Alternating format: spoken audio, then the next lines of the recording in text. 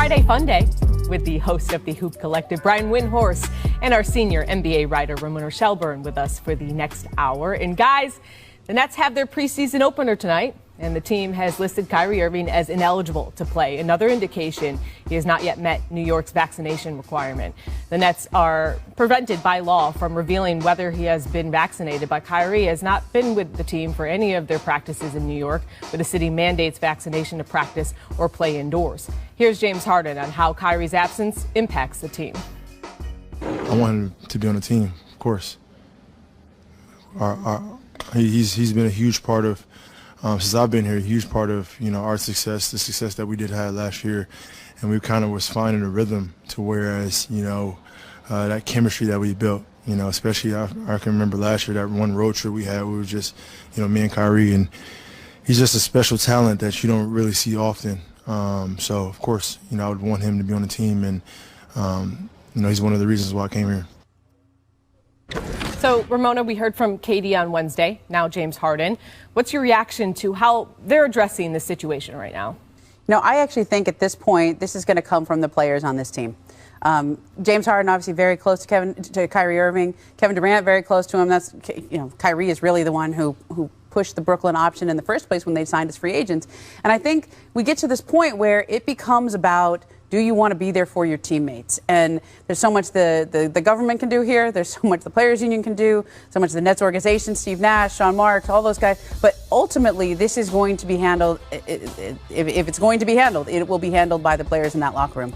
And I think it comes down to how long do the players on this team publicly support him the way that they have. And so far, Kevin Durant, James Harden have. But when he starts missing games, or if he starts missing games, how long will that support last? And Brian, the team examined even moving their practices outside of New York to accommodate Kyrie, but ultimately decided to reject it for several reasons, including the need to have access to all their facilities. So how should Nets players and coaches handle Irving's absence and really continued questions regarding the matter? Yeah, I'm going to evaluate them on their actions, not their words. I know, as Ramona has referred, that outwardly they have remained supportive, including Steve Nash, every single day. But their actions speak like they're an organization that's moving on, because they aren't moving their practices to accommodate him. And Steve Nash also said this week that they're really not discussing with him what he's doing on off days. I don't know if he's zooming into film sessions. I don't know if he's zooming into the practices. But, the fact that they're basically saying we're going to prepare for this season without you, and, I don't even know if he's even going to play in the road games, is them saying, Kyrie, we're here for you when you decide to join us, but we've got to move on. Yeah, and to your point, Brian, Kyrie's availability in New York is not the only concern facing the Nets. For example, when in Toronto, Kyrie will be able to play in the game, but if Kyrie is caught leaving his hotel for anything not a team activity, he would face up to a $750,000 fine and possible jail time. So, Brian, should the Nets even allow Kyrie to play only road games? So I know that this sounds like it would be simple, but it's actually, in my view and in talking to people, I think it's untenable. Because it's not just that he's not playing in the games. You guys know. He can't practice. And so that means the team can't be around him, can't see what he's doing, can't prepare for games. So just as an example, the last time Kyrie was with his teammates in a practice was October 2nd. That was last Saturday.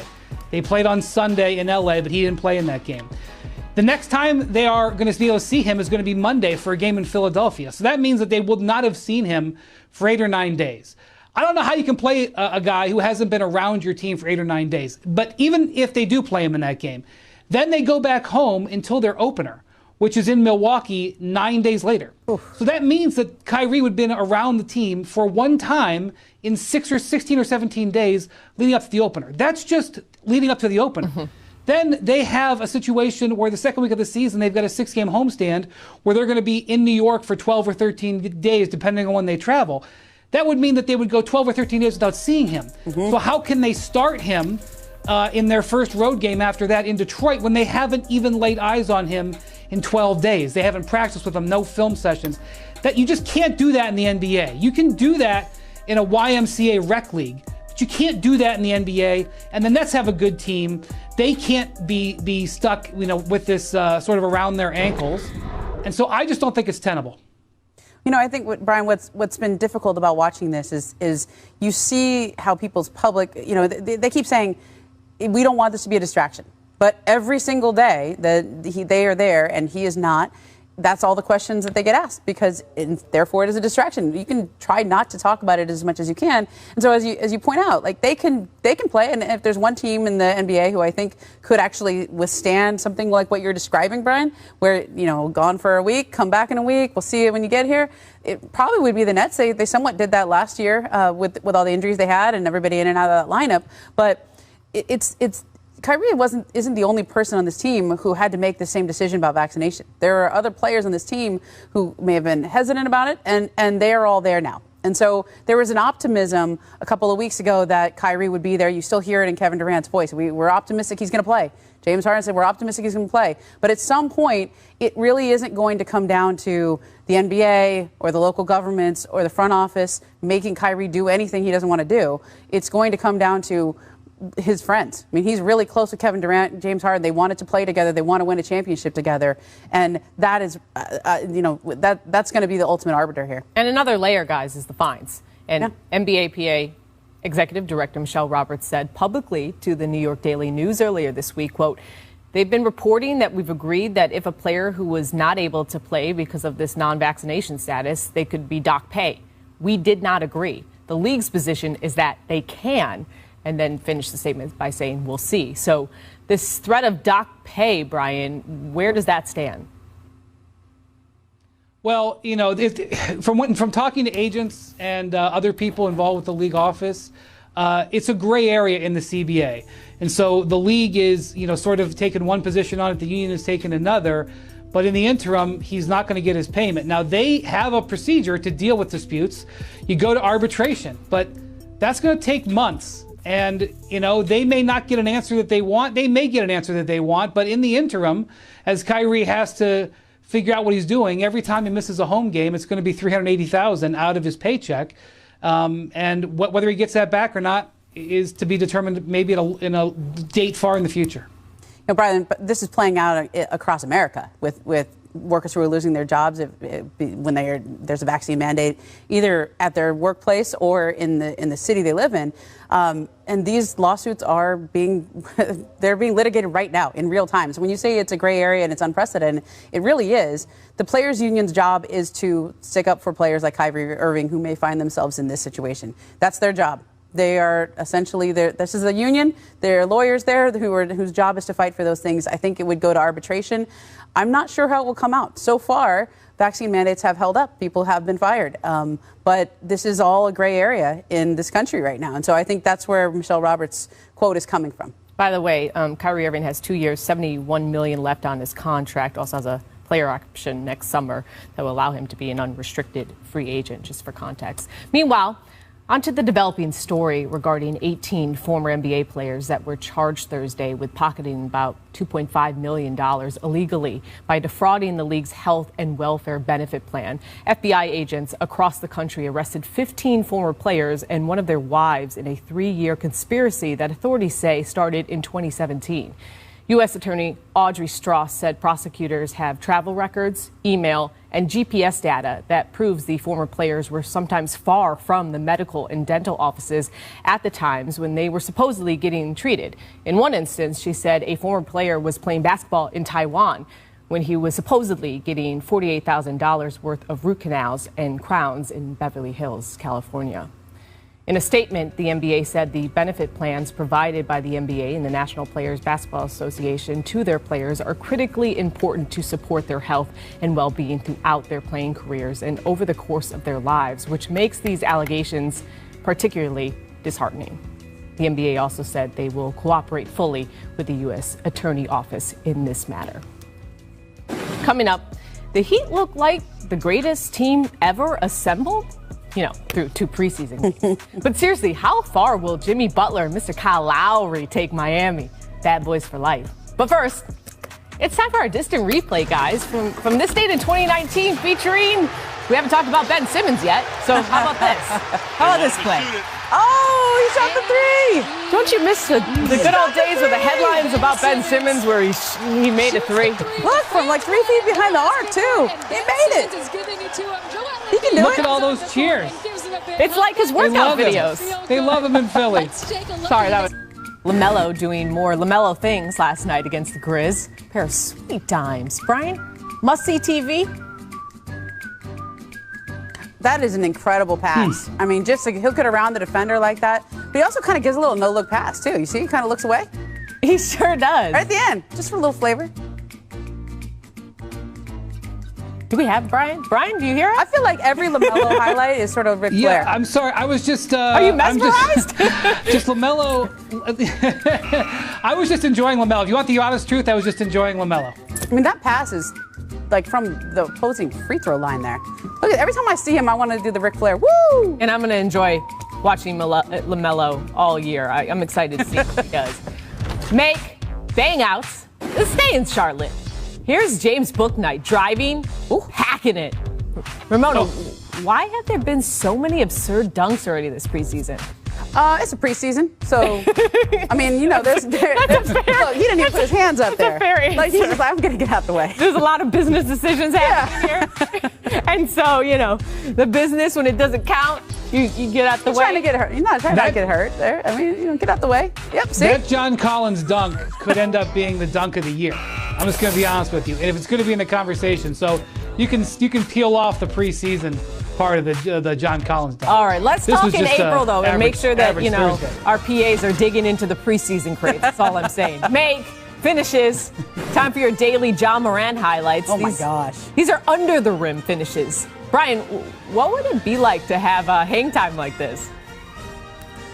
Was there a game in the NBA last night other than this Charlotte-Memphis game? I'm fairly certain there was. We did have one on our air. You know, I feel like when I watch his highlights, I really like seeing him in slow motion because you don't always appreciate how awesome the dunk is until you slow it down. Yeah. But it's also fun to watch how explosive he is in real time, too. Makes it look easy. Makes it look easy. I do want to see him in the dunk contest. He was bothered by an ankle injury Just a be in lot the dunk last year. contest. He was bothered by an ankle injury a lot last year. He's fully healthy now. That's my analysis. There was another game, Brian. Heat Rockets missed qualifications. Jimmy gets the and one, limps over the bench, and Kyle Lowry takes it upon himself to massage Jimmy's thigh. Are we excited for all the Jimmy Kyle shenanigans this season? And my answer is yes, Ramona. Oh, yeah. I mean, these guys they don't have boundaries. there are no rules or boundaries here. I mean, these two guys are like two of the low-key funniest guys in the league. I mean, yes, they're intense. But they're going to be hilarious together. You get to be funny the way they are when you're also as intense as they are. Exactly. That's the best courtside thigh massage since Steve Ballmer sitting courtside during a Clippers playoff game last year. Whoa! Next.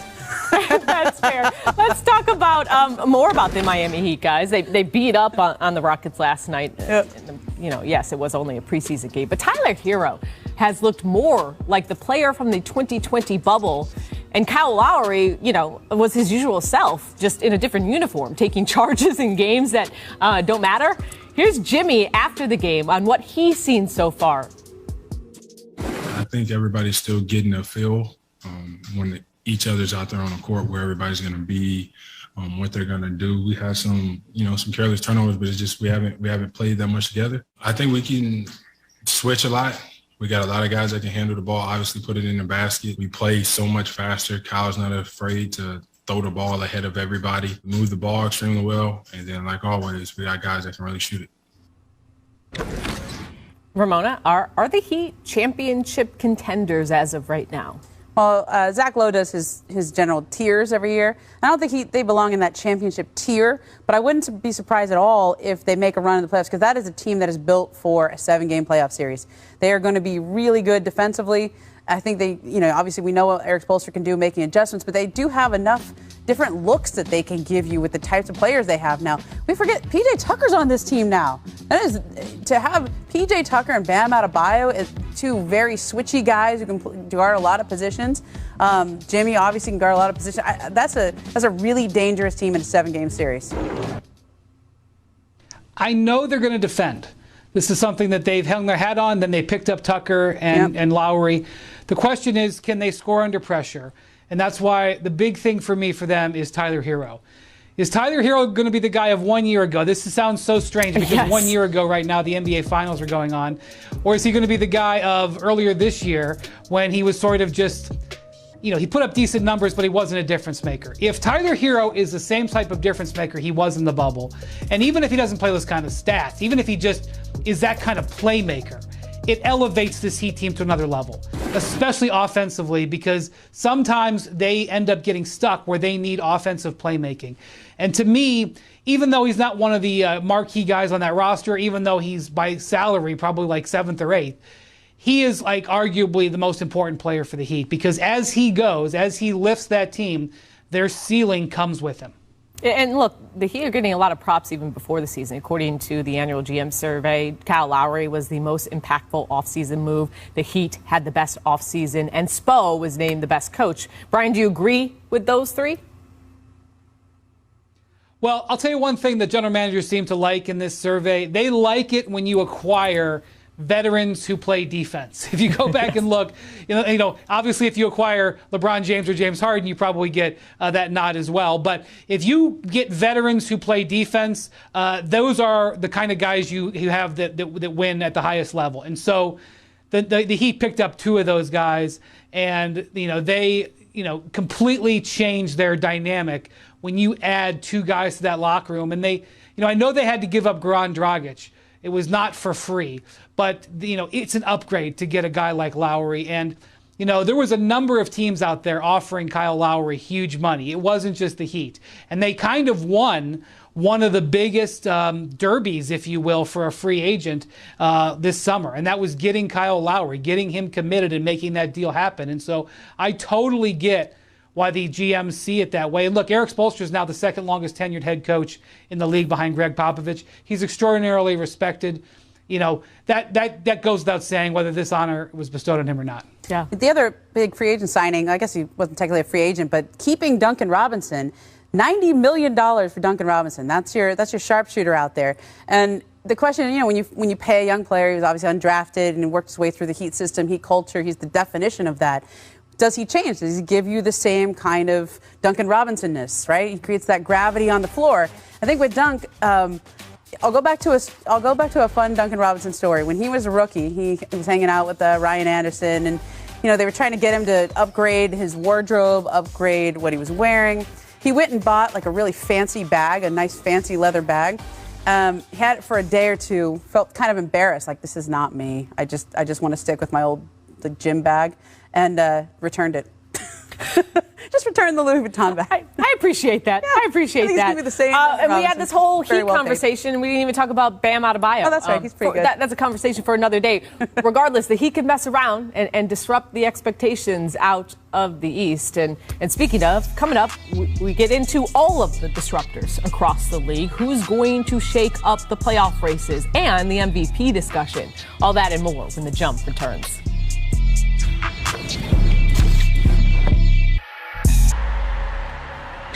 Welcome back to The Jump. We're 4 wide now with Ramona Bryan. We're now joined by ESPN NBA writer Tim McMahon. And up now on ESPN.com, Tim, you were part of an article in which NBA teams and players could disrupt the races for home court advantage and awards during the 2021-22 season. So, Tim, let's start with the Western Conference. Which team do you think could disrupt the race for home court advantage?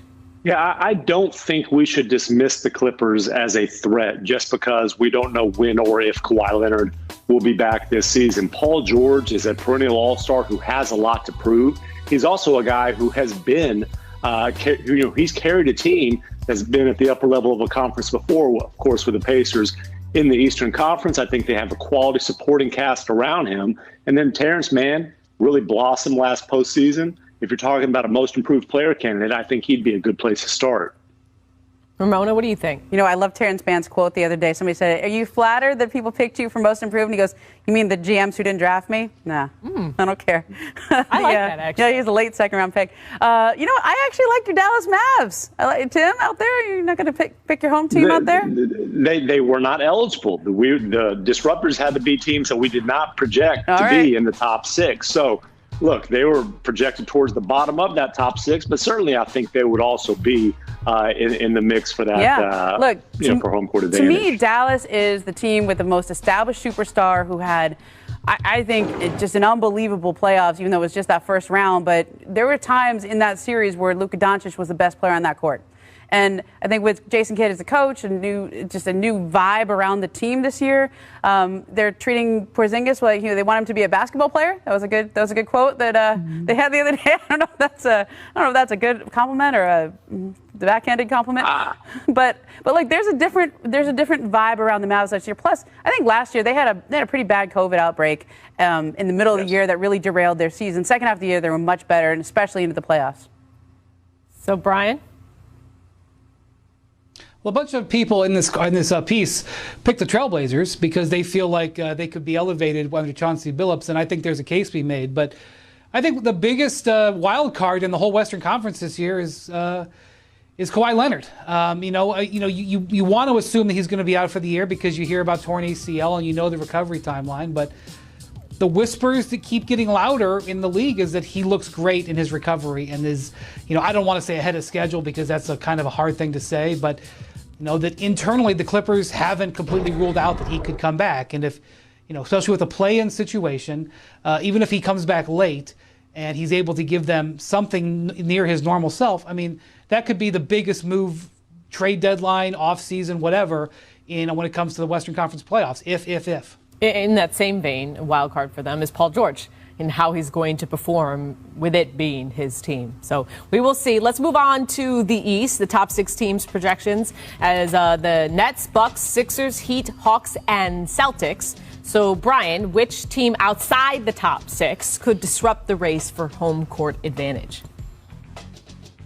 Yeah, I got to tell you, one of the teams I'm keeping an eye on is the Charlotte Hornets. I know that they aren't a team that you would say is a marquee team yet. Certainly they play in a market that doesn't get a lot of attention. But LaMelo is really a difference-making player. And typically we see young guards really start to impact winning and losing in their second season. The jump that guards make between year 1 and 2 is sometimes the biggest jump they make in their career. And he was already pretty darn good in winning Rookie of the Year. So they made some nice sort of low under the radar acquisitions. They traded for Mason Plumlee. They needed that kind of a big man. They signed Kelly Oubre to a reasonable contract. He's hurt right now, but they're not going to rely on him to score a ton, but he's going to help them win some games. So they kind of did some things around the margins, but I'm just wagering on LaMelo getting better. And I just think that in a tightly packed East, that improvement could separate them a little bit. Tim, who are you looking at out East? Well, I do think there's a pretty significant drop-off after that first 6, and I'm less confident in this after I heard Wendy because I agree with him. And really, it is about LaMelo Ball. When you look at teenage rookies who were clear-cut Rookie of the Year and had the kind of production he did, you're talking about LeBron James, you're talking about Luka Doncic. Those guys became superstars in their second season. I think he is ready to springboard to that status. That gives them a chance. Now, when you talk about the Hornets, jumping up into the middle of these playoff pack, they need a healthy Gordon Hayward all season long. And given his recent history, that's not a great bet. Tim agreeing with Brian. That threw me off. I'm going to say the Toronto Raptors. Look, they're back in Canada now. I think there was no team more disadvantaged by last year's schedule. They were down there in Tampa all year. It was miserable. Speaking about teams that had awful COVID outbreaks that derailed the season. I mean, they got up to 4th place in the East, and then literally everyone got COVID or was out from health and safety protocols. They fell all the way down into the bottom of the Eastern Conference. But I think there's also some clarity that you have now because there was this sort of, when is the Kyle Lowry era going to end all of last year? Now they have some clarity. It's Fred VanVleet, it's Siakam, it's the new group that they have. They have the same characteristics that you look for in those Raptors teams of old, which is just these long defenders, interchangeable players. There's some good young players that can take a step forward. So I like them being back home in Canada this year, and we forgot about them, right? They were down in Tampa all last year. I just forgot. Speaking of forgot about them, I'm just gonna throw out the Hawks and Bulls and make them like a co-disruptor. Yeah. Just leave that there. Lastly, let's move on to the MVP, which is always a widely debated topic. Let's take a look at the list of MVP odds, courtesy of Caesar Sportsbook. And the top of the list consists of Luka, Giannis, Embiid, and KD. Momo, what player has the best chance to disrupt this list? Okay. LeBron is on the list somewhere, but I'm actually going to go with his co-star in LA and say Anthony Davis. Anthony Davis let's just say he had a pretty awful year last year. Between injuries, even when he was on the court, that wasn't the Anthony Davis we saw in the bubble, but he was my MVP pick last year. And then obviously that didn't work out. They did not come back fresh and hungry off that championship. But I think he is now. And he's got two guys there in Russ and LeBron who are really pushing him. And he has a lot to prove. And so I think a healthy, motivated AD on a Lakers team that is projected to win the West, that's a pretty good sleeper. Brian, who's your pick? Boy, I thought underrated Devin Booker's season was over, but I guess not, because Devin Booker is not on that list. And I understand when you're playing with a guy like Chris Paul that it's going to be hard to win that award. I agree. But did anybody watch Devin Booker last year? Did anybody watch him in road closeout games, dropping daggers on those teams? He was awesome last year. Totally took a step forward, plays and hunts for blood, and now he's had a taste of success. I don't know if he can win the MVP. I think he's a good bet at whatever odds number he is out there, because if the Suns play to their top potential, they could end up with the 1 seed, and that would mean that their players would be candidates to win it. Yeah, and I'm going to go with a guy who has won an MVP, who was for a while a perennial top 3 finisher in MVP voting, and that's James Harden. He's not on this list because people look at Kevin Durant as clearly Brooklyn's best player, but Harden's production has not dropped off since his Houston days. His talent level has not dropped off. And look, we don't know if Kyrie's playing at all. I think it's reasonable to anticipate that Kevin Durant, there will be some load management there. I think James Harden will have the best regular season on a Brooklyn team that is likely to win the East. And look, he's been durable throughout his career until last season. He had the hamstring issues. He did not spend training camp in Atlanta and Vegas working with his personal trainers this year. So I anticipate that he'll have a much easier time staying healthy. Also, he said that he may want to test free agency. Still hasn't signed that contract year. I like that pick, Tim. Thank you so much for joining us. Needless to say, here's what the Jump recommends for today. Check out the entire article, which Tim is a part of, as the NBA insiders predict who could be the disruptors to the races for home court advantage and the awards this season. And coming up next, we take a stroll down NBA Lane, where all the NBA legends live in celebration of the NBA. A winner-go-home Game 5 in the WNBA playoff semifinals. Diana Taurasi and the Mercury are in Vegas to take on Asia Wilson and the Aces. 9 Eastern, 6 Pacific on ESPN2, ESPN Deportes, and the app. One app, one tap. Welcome back to the Jump. Game 5. It's going to be great. And the winner will face Candace Parker and the Chicago Sky in the WNBA Finals, which begin this Sunday, October 10th, 3 Eastern on ABC. And with that, it's time to run it back. Top 3 plays of the WNBA Finals ever. Back in 2015, Maya Moore beats the buzzer in Indiana to steal Game 3 from the Fever.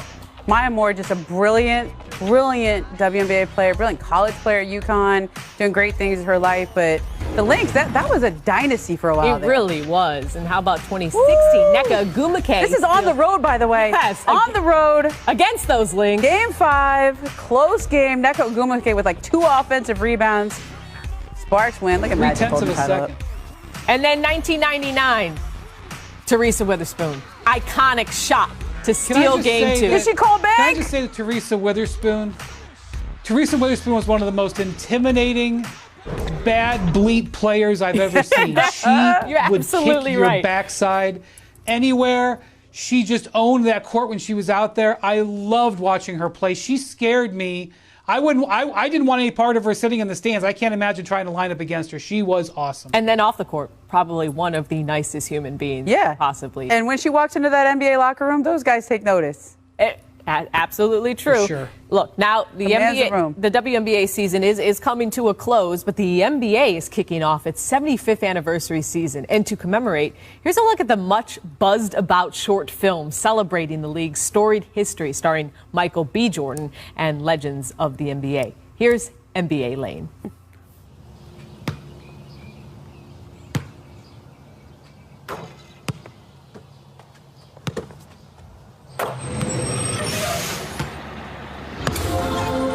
Come on, hop on.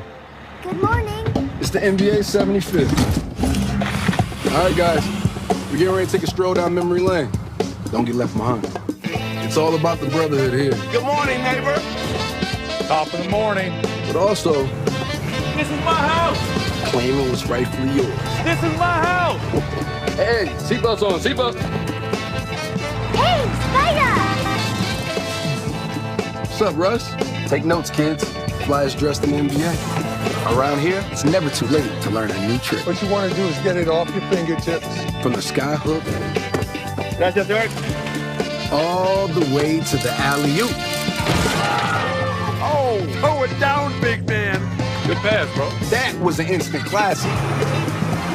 This community right here stretches to every corner of the globe. The globe doesn't have corners. You know what I mean. Big drop out. We've come a long way from the peach basket. My bad.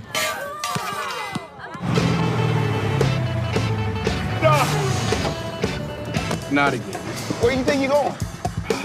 Gary, You can't get by me. they call him the glove. This is what he does. Even nicknames take on a life of their own. No. Somebody call the doctor? Is that who I think it is? This league is full of game changers. When it comes to legends, the NBA's got more than its fair share. And I ain't finished yet. That's what I like to hear. Some things are bigger than basketball.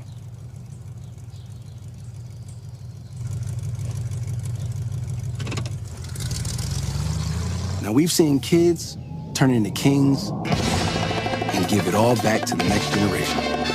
There's a piece of this game for everyone. It doesn't matter who you are, how old you are, or... yeah, that too. Your move. Now, that's just fun.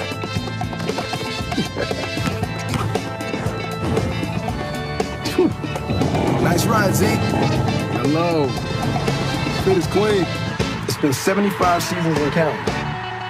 One thing's for certain. This game just keeps getting greater. Game don't stop. It won't stop. I mean, I think I've watched that like at least 10 times, and watching that back, I'm getting chills again. See something new every time, too. Momo. How did they get the Cloud to do the logo? You know, stop. What is your favorite part? I think it was Devin Booker drives by and sees the Kobe mural. I mean, first of all, that's probably Devin Booker's actual car. He probably brought that to set. He's a classic car guy. But to drive by and see how he was going to honor Kobe Bryant, and you know, if you drive around LA, a lot of street murals, you see them everywhere, okay? And people don't know how street murals work. Usually they're up for 6 months, and then the owner of the building paints over them, does something new. Those are going to stay. Those Kobe murals everywhere all around LA, those stay up. Those aren't going anywhere. So I thought that was a great way of handling that, and that's my favorite part. Although I did kind of like Jerry West playing chess with Little Penny. I would not have had that on the board. Little Penny was my favorite part. Brian, what was your favorite part?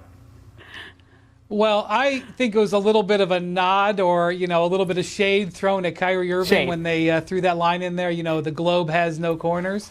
A little Kyrie wasn't there, but he was sort of there in spirit. But to be honest with you, the logistics of this, I mean, I know that's not what I'm supposed to be thinking about. I'm supposed to just enjoy it. But the COVID time logistics to get, and all these people's schedules, and 2 seasons jamming in, and the Olympics, because there's a bunch of Olympians who were in there.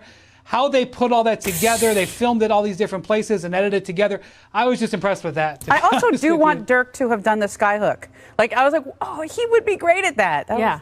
Absolutely. I mean, look, you can nitpick and say maybe Shaq should have broke the backcourt and where was Michael Jordan, not Michael B. Jordan. But it was incredible. And the behind the scenes, as you mentioned, had to be just special. Here's a look, actually, at a magical moment between Magic and Trae Young. Here's your thing, man. That playoff was stupid. Okay, I want some more of that, all right? The playoff was stupid. That was a good line. Awesome. Magic wanted to be able to say things like that. That's why, if he was still part owner of the Lakers or GM, he would get fined for tampering there for that, just being in it. That's right. Okay, up next. Well, that would be better for him to put stuff like that on his Twitter. You know what? With the double O. Stupid on the double O. Okay, we've seen Klay Thompson, guys on his boat, swimming, all Bruce Lee on the beach as well, but playing basketball.